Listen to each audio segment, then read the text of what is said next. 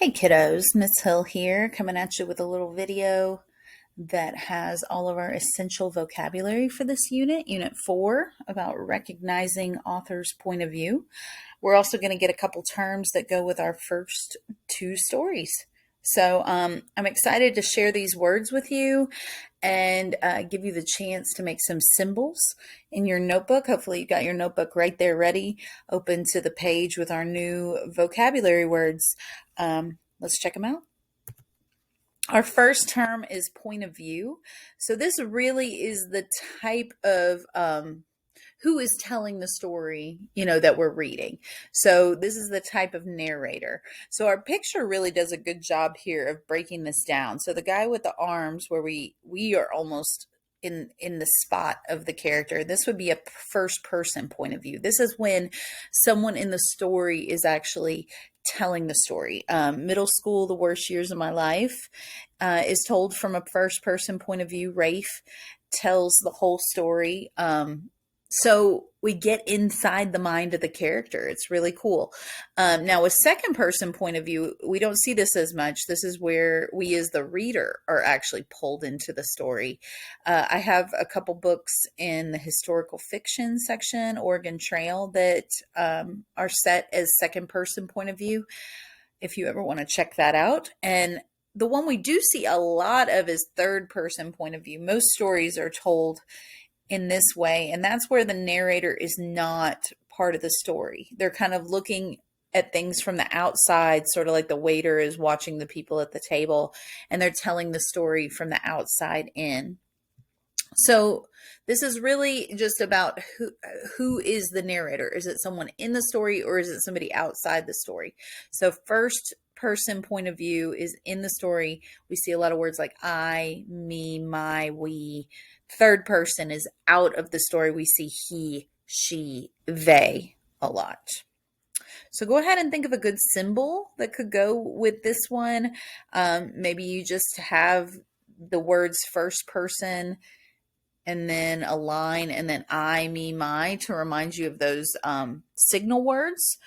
Or you try something else completely different. It's totally up to you, whatever helps jog your memory.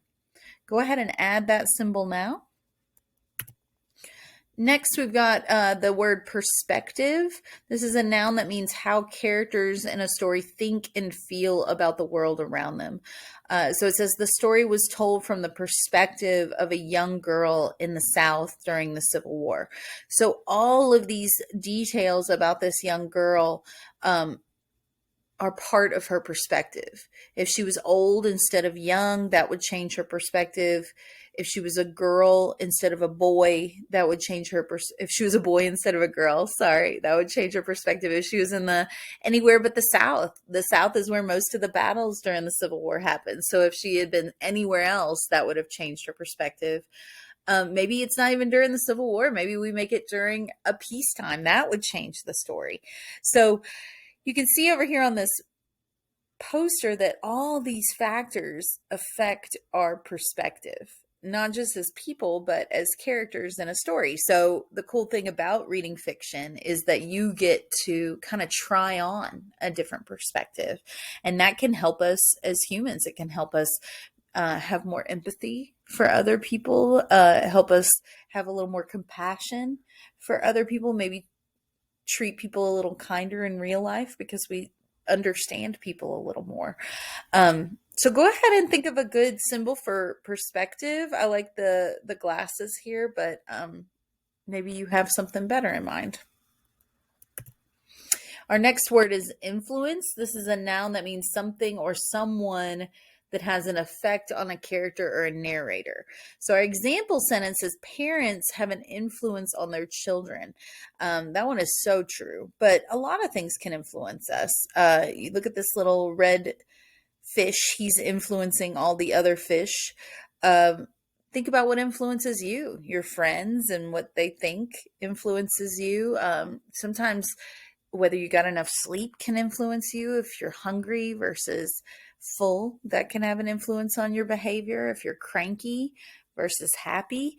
So all of these things can have an influence on characters too in the story. So we've got to keep that in mind because that can change how our character behaves and why they behave the way they do. So go ahead and think of a good symbol for influence and add it now. Next is that word narrator. So the specific meaning for narrator is just the person or animal telling the story. Our example sentence says the narrator of Anne of Green Gables is someone outside of the story. So when we use that word narrator, we're really talking about the third person point of view, where the person telling the story is not in the story.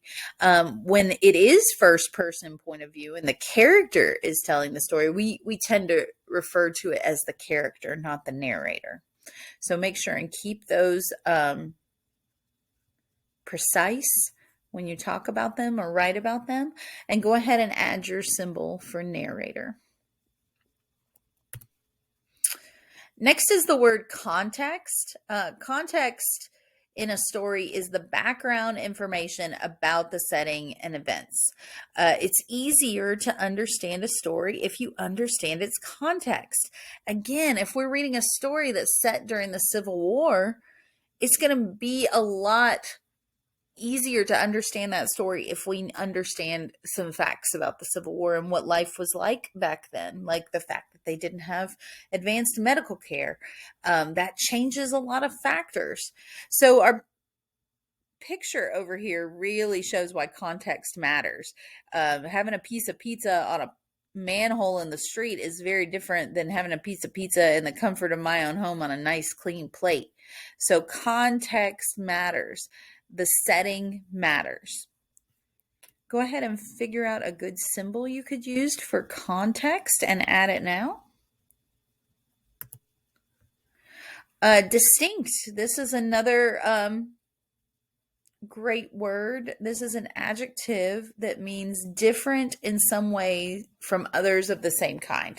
Kind of like their red pencil over here with all the black or gray pencils. So every person's perspective is distinct and unique.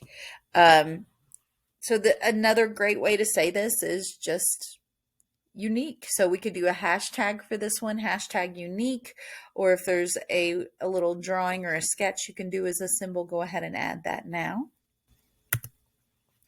Robust. So this goes with our first story.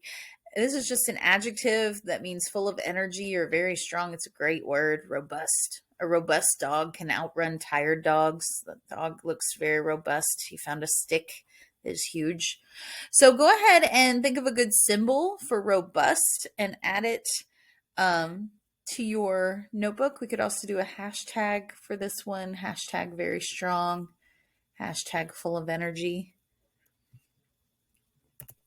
Our last word is seldom.